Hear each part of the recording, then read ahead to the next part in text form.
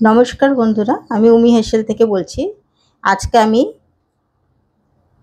একদম বড় কাতলা মাছের কারি করে দেখাবো।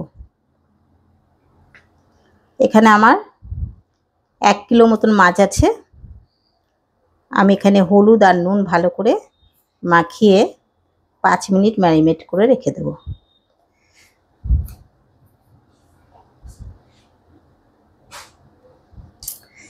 এটা ভালো করে মাখিয়ে 5 মিনিট ম্যারিনেট করে রেখে দেবো।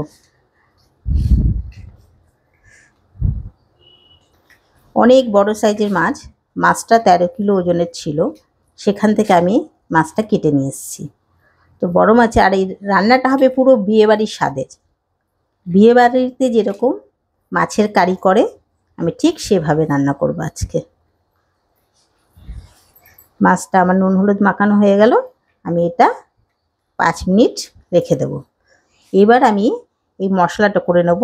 এখানে কাঁচা লঙ্কা নিয়েছি, 1.5 ইঞ্চি আদা নিয়েছি, 8 কোয়া রসুন নিয়েছি, গোলমরিচ নিয়েছি, 3টে এলাচ নিয়েছি, ছোট্ট একটা দারচিনি নিয়েছি।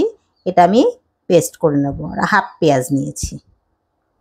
আর এখানে একটা বড় সাইজের টমেটো নিয়েছি, এটাও আমি পেস্ট করে নেব আলাদাভাবে। আমি 4টে শুকনো লঙ্কা নিয়েছি, আর একটু ধনে নিয়েছি, 1 চামচ মতন ধনে নিয়েছি, 1/2 চামচ মতন জিরে নিয়েছি। এটা কিন্তু আমি ভাজবো না, আমি এটা পেস্ট করে নেব। কড়াইটা গরম হয়ে গেছে, আমি এবার তেল দিয়ে মাছটা ভালো করে ভেজে নেব। মাছটা 5 মিনিট ম্যারিনেট করে রেখেছিলাম, এখন ভাজবো ভালোভাবে। বড় মাছ তো একটু ভালো করে ভাজতে হবে। তেলটা গরম হয়ে গেছে,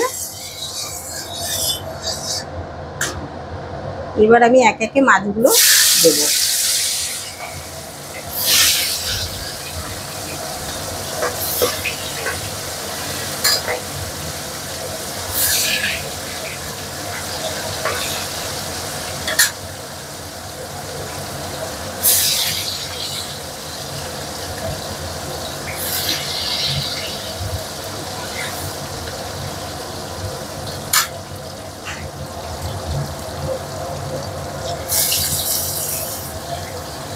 এবার ভালো করে মাছটা আমি ভেজে নেব।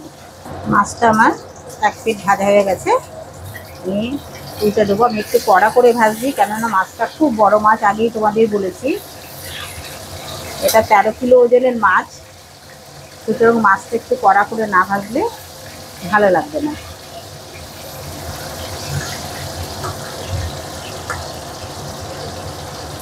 মাছটা ভাজা হয়ে গেছে, এবার আমি এক এক করে মাছগুলো সব তুলে নেব।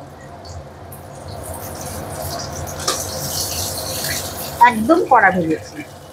বাকি যে মাছটা আছে সেটাও ভেজে নিচ্ছি।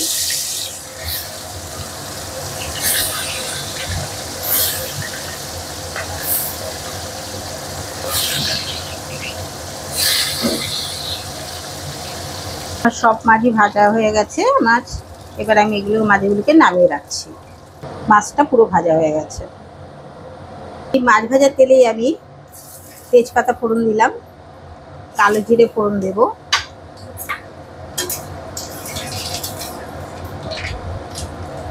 এখানে 1.5 দেড়খানা পেঁয়াজ কুচানো আছে। এটা ভালো করে লাল করে ভেজে নেব। একটু লাল করে ভাজবো। পেঁয়াজটা আমার ভাজা হয়ে গেছে, এবার টমেটোর পেস্টটা দিয়ে দিলাম। পেস্টে একটু সামান্য নুন দিয়ে দিলাম, দিয়ে এটাকে আমি ভালো করে আরেকটু কষিয়ে নেব, যাতে টমেটোর কাঁচা গন্ধটা না থাকে। এবার আমি কাঁচা লঙ্কা, পেঁয়াজ আর রসুনটা দিয়ে দিলাম, দিয়ে এটাও একটু কষিয়ে নেব। এবার জিরে, ধনে আর লঙ্কা, শুকনো লঙ্কার পেস্টটা দিলাম। নুন 1 চামচ দিলাম, হলুদ দিলাম 1 চামচ, আর একটু লাগবে হলুদ। আর এটা হচ্ছে কাশ্মীরি লঙ্কার গুঁড়ো 1 চামচ, ছোট চামচের সব।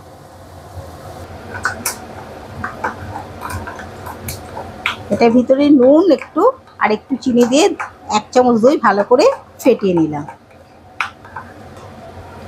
এবার গ্যাসটা অফ করে আমি এই দইয়ের যে মিশ্রণটা এটা দিয়ে দিলাম। এটার সাথে ভালো করে আমি মাখিয়ে নেবো যাতে দইটা না ফেটে যায়। দুধটা মিক্স করা হয়ে গেছে, আমি এবার গ্যাসটা জ্বালিয়ে দিলাম। এবার এটাকে ভালো করে মশলাটাকে আমি কষাবো যতক্ষণ মশলা থেকে তেল না ছাড়বে।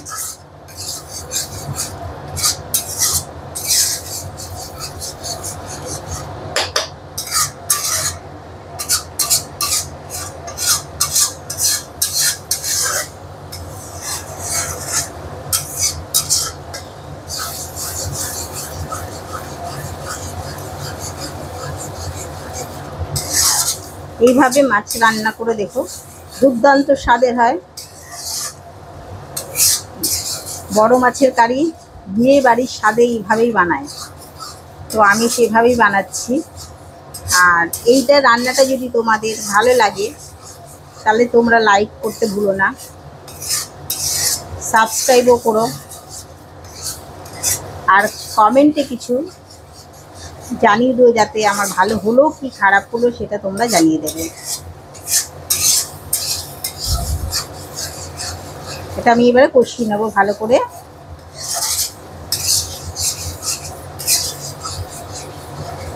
এখানে সামান্য গরম মশলা দিলাম, মানে ছোট চামচের 1/2 চামচ।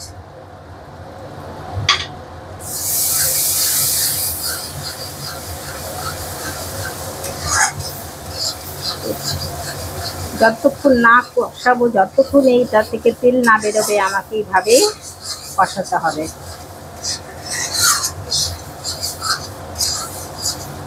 মিক্সি ধোয়া যে জলটা ছিল সেটা আমি দিয়ে দিলাম, দিয়ে আমি আরেকটু ভালো করে কষাবো।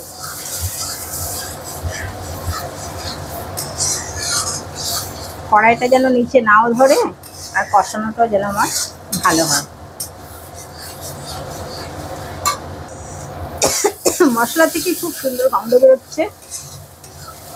মশলাটা আমার কষানো হয়ে গেছে, এবার আমি জল ঢেলে দেবো।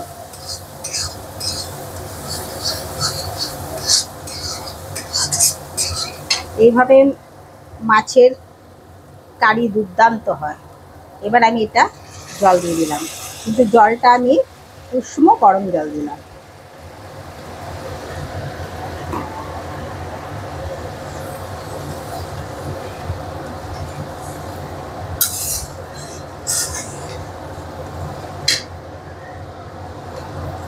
এখানে আমি 1 লিটার মতন জল দিলাম, কেন মাছটাও তো সিদ্ধ হবে।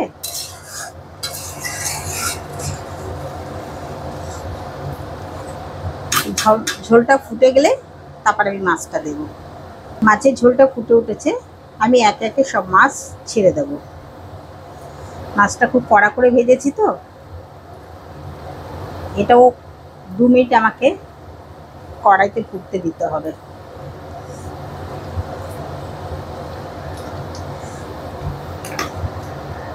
খুব বড় ধরনের মাছ এনে এইভাবে রান্না করবে, পুরো বিয়েবাড়ির স্বাদের মতনই রান্না হয়। মনে হবে যে আমরা বিয়েবাড়ির মাছের কারি খাচ্ছি।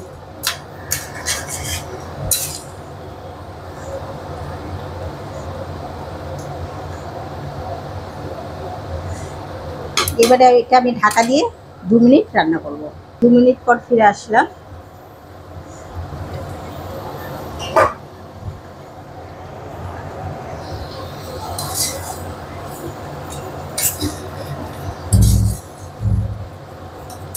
আমার মাছের কারিটা হয়ে গেছে।